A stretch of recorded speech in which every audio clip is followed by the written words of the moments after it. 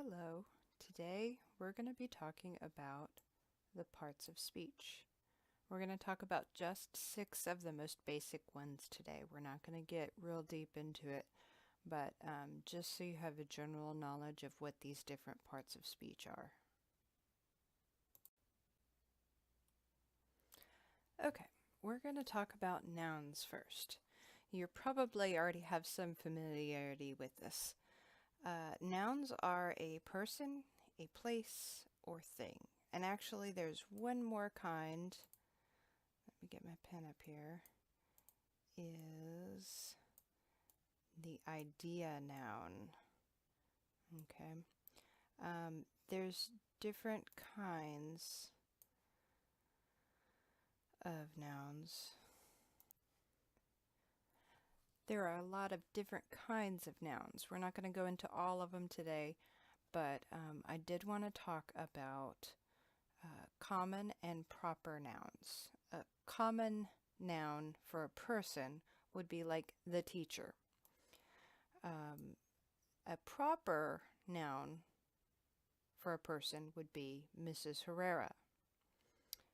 A common place would be school, like I'm going to school.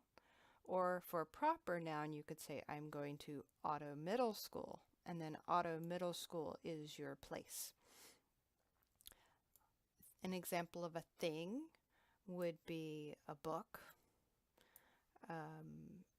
And a proper thing, for example, the title of a book would be A Wizard of Earthsea, but it's a book by Ursula K. Le Guin, which I'm using today to pull ideas, pull sentences from.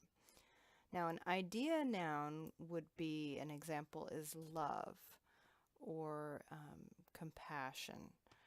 A lot of emotion words are ideas, idea nouns, but we're not going to get into those too much today. So, first, what I want you to do is look through these sentences, these 2 sentences right here, and see if you can find all the nouns in these sentences. Pause the video for just a second to do that. Okay? Our first noun is actually a pronoun, he. It's he stands for, is a stand-in for Ged. G-E-D is the name of the main character in this story, and he's a wizard. As a young boy, he doesn't realize it until his aunt discovers his talent. So the next noun would be weed. It's a plant that grows out in the wild. And usually I tell my students that a noun, like 75%, probably closer to like 90% of the time, is something you can touch or go to. So you can touch a person. You can go to a place like a school, or you can touch a book or a table or a pencil. That thing, idea is the one that you can't really touch. You can't touch love. But most of the time with nouns, you're going to be able to touch it. So you can touch a person, Ged, so you can touch the person. You can also touch a weed. You can touch a boy. Boy is a noun. And that's it for this sentence. For the next sentence, of course, again, you have he. Rhyme is one of the few that you can't touch, but it is a noun. And goats, you could pet a goat, so you can touch that. And those are the nouns in those 2 sentences. Okay, next up is verbs. Verbs are a word that shows an action, or it can show a state of being of the subject of the sentence. So actions are like running, jumping, walking, those you're probably really familiar with. State of being are words like am, is, are, was, were, being, be. Those are being verbs or helping verbs. So those are something you just have to kind of memorize, and we'll work on that later this year. So what I want you to do is look at each of the nouns that we saw in the last slide, and figure out what is this noun doing. And then that will lead you to the verbs. So go ahead and pause the video and see if you can find all of the verbs. Okay, let me get my pen. So first we have the noun he, and what is he doing? He is growing. So he grew. Grew is the verb. That's what he's doing right now. And then over here, he again, what is he doing? He is yelling. Okay, he yelled. Now, we have another noun over here, goats. What are the goats doing? The goats came. Okay. Do you notice a pattern here? You have the noun first. You have the noun first, and then it's followed by a verb. Sometimes there will be other words in between, but typically in the English language, you have the noun first, and then the verb follows after it. Okay, adjectives. It is a word used to describe a noun or pronoun. Adjectives can specify or tell you the quality, the size, or the number of nouns. Okay, so look through here and see if you can find words that describe a noun or a pronoun. Pause the video if you need to. Okay, so adjectives in here. Again, it's helpful to find the nouns and then see if there's any words that describe it. So I look at he. Are there words that describe it? Not right immediately around it. So then we have weed is a noun. Are there any words that describe the weed? Yes. Thriving describes the weed. So thriving is an adjective. Okay. Our next noun is boy. Are there words that describe what kind of boy this is? Yes. There is a quick boy. Okay, so quick is an adjective. He is also tall. Okay. He's a tall boy, so tall is an adjective. Loud is describing the boy also. And then proud is also describing the boy. So that is also a noun. And then one more is full. Tells you how full the boy is of temper. Okay, the next sentence we have, this one's a bit deceptive because it's not obvious ones like thriving and tall and quick. These, the is actually considered an adjective. And here, the. They're also called noun markers. There's articles is another name for them. So a, let me write this, a, an, and the are the three articles. Whenever you see these words, they're going to be adjectives. I call them noun markers because they let you know that a noun is coming. So if you're having trouble finding the nouns in the sentence, know that whenever you see a, an, or the in a sentence, it's going to be followed by a noun somewhere. So you have the and rhyme is a noun, and then the goats. Again, sometimes you'll find the quiet rhyme or the silly rhyme. There'll be an adjective in between there sometimes.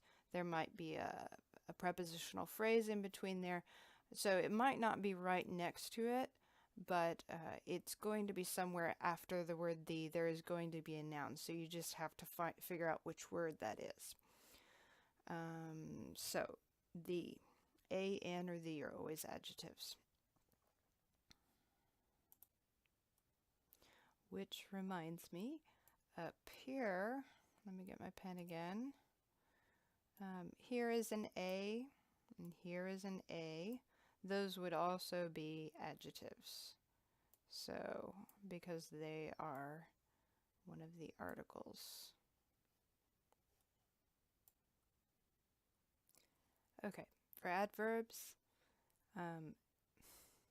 sorry, that's a typo. Adverbs are a word that describes verbs, adjectives, or another adverb. So, when I'm looking for adverbs in a sentence, I look at the verbs and see if there's any words that describe how they're doing something, like he ran quickly. Quickly is describing how he ran. So, adverbs are one of the last ones I usually look for. So if I've already identified most of the other words, I kind of look at what's remaining and see if they fit into this category. So take a look at these two sentences and see if you can find all of the adverbs in this sentence. Go ahead and pause the video and find them. Okay, so for this one, the only one that I found in here was the word high. Now, sometimes high can be an adjective. In this particular case, it's an adverb. I believe it's describing the location that he was born, high on the mountain. This one, the second sentence, is a lot better sentence for finding adverbs. This one has some really good, interesting ones. I'm looking at the word sat as a verb, and I'm going, how did she sit? She sat cross-legged. So, cross-legged is describing how she sat, and so that's going to be an adverb. And then another verb we have here is looking. How did she look? She looked, gave him kind of a sidelong look, like, I'm not sure what's going on. So sidelong is an adverb. And I believe that is all the adverbs in that sentence. Okay, prepositions are a fun one. I learned this trick from someone, my mentor teacher, when I first started teaching. But prepositions are words that specify location or location in time. So examples are above, below, throughout, outside, before, near, over. So the way this has been explained to me in the past is pretend you've got a house, and I'm sorry, mine's kind of lopsided. And I wind up putting the house on stilts. So have you seen a pier and beam house? So it's standing up on stilts so that it works pretty well for our little story kind of thing. You have a house, and let's say you have a bird as well. Now, this bird can fly over the house, and that over is a pronoun. Is a preposition. The bird can fly around the house. Around is a preposition. If the windows and doors are open, the bird could fly through the house. And so through is a preposition. Since the house is on stilts, if it was a really skilled bird, it could fly below the house or under the house. Below and under are prepositions. It could fly above the house. It could fly outside the house. It could fly near the house. It could fly before the house, in front of the house, kind of thing. So you kind of get the idea. Now, time, I'm sure you can identify time periods pretty easily.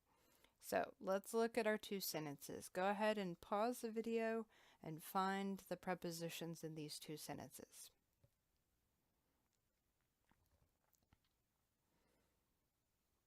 Okay, hopefully you found them all. There's quite a few. Here, he was born in a lonely village called 10 Alders. High on the mountain, at the head of the northward vale. Now, of doesn't really fit with the bird thing, but yeah, there's a few exceptions. Generally speaking, though, that'll help you find a lot of them. All right, next sentence. By the fire pit, at the boy, through the tangles of her black hair. She asked him what he said to the goats. Okay. Now, you'll notice I said these in kind of a phrase way. And a preposition, the prepositional phrase begins, let me get my pointer, it begins with the preposition and ends with a noun. So in a lonely village, village would be the end of the prepositional phrase. So let me draw a box. So you have in the lonely village, in a lonely village. Okay, I'm going to skip on the mountain because that is, mountain is your noun. On the mountain is, I guess I could draw an open box this way, like that. This is the beginning, and this is the end of the phrase, like that. Okay, and then the next one is at the head of the north wind vale. Okay, see how those are all chunked together? A vale is like a valley, I believe, and so that's a place you can go to, therefore it's a noun. At the head, head is a noun, mountain is a noun, village is a noun.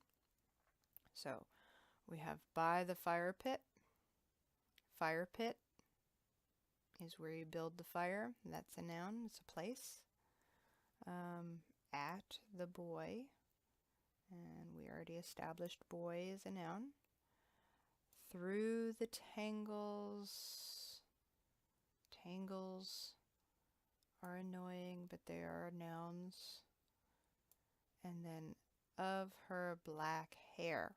Notice black is not a noun. It's an adjective describing what color hair. So you have to go all the way to hair. Okay? And then to the goats. Goats are a noun. You can pet goats. You can touch them, so we know that's a noun.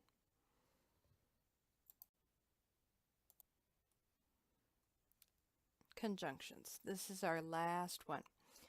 A conjunction are words that join phrases, words, or clauses together. Okay? Some of the most common ones are what we call the fanboys. These words are the fanboys, and we call it that because if you look at the first letter, F-A-N-B-O-Y-S, the first letter of each word forms the word fanboys. You can use these words to join the phrases, words, clauses together. There's more conjunctions than just these, and we'll get into those later in the year when we study conjunctions in more detail. Okay, So now let's look at a sentence, an example. And I want you to find the conjunctions in this sentence. There's quite a few. So pause the video. Okay. Now the witch of 10 alders was no black sorceress, which means evil sorceress, nor, oops, I gotta get my color marker there. Okay, nor is one of the fanboys. It joins this sentence with this one. Okay, I'm sorry, you can't see that. It joins this with this sentence with this over here. Then the next one is or. Okay. Nor did she ever meddle with the high arts or traffic with old powers. This is a phrase that it's joining. And we'll talk about how to use colons later in the year. The next one is but. Okay. But being an ignorant woman among ignorant folk, she often used her crafts to foolish and dubious ends. So there she's joining that phrase also. And that is the end of the lesson on grammar. So I hope you enjoyed these sentences from The Wizard of Earthsea by Ursula K. Le Guin. It is a lovely book. So if these sentences intrigued you at all, want to know more about what's going on, it's a fun story about a young boy who discovers he's a wizard, and that gets him into all kinds of deep trouble. So enjoy.